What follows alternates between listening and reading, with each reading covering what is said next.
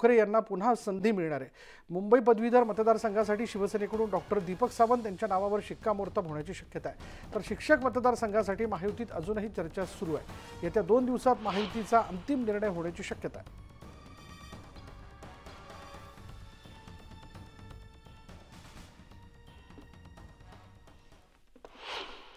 भारतीय जनता पक्षाच्या कार्यकर्त्यांनी खूप मोठ्या प्रमाणात नोंदणी केली आहे, विशेषतः पदवीधरमध्ये आणि शिक्षकांमध्ये, आणि खूप मोठी ताकद भारतीय जनता पक्षाने या नोंदणीमध्ये लावलेली आहे।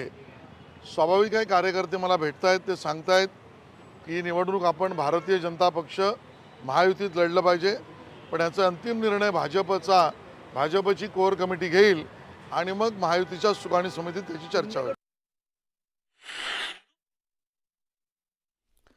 मुंबई भाजप अध्यक्ष आशिष शेलार यांनी पश्चिम उपनगरातील नालेसफाईची पाहणी केली। पश्चिम उपनगरातील नालेसफाई अद्याप समाधानकारक झाली नसल्याचं त्यांनी यावेळी नमूद केलं। आणि यावेळी आशिष शेलार यांनी उद्धव ठाकरेंवर निशाणा साधला। उद्धव ठाकरे कुठे आहेत, लंडनच्या नालेसफाईची पाहणी करायला गेलेत का, असा सवाल आशिष शेलार यांनी केला।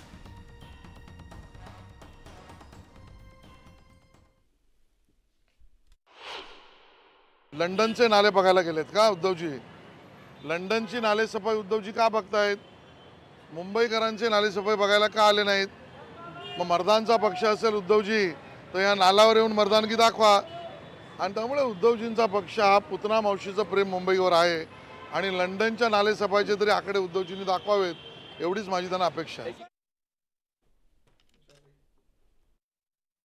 माझं हेच म्हणणं आहे की आशिष शेलार यांचा मुख्यमंत्र्यांवरती विश्वास नाहीये।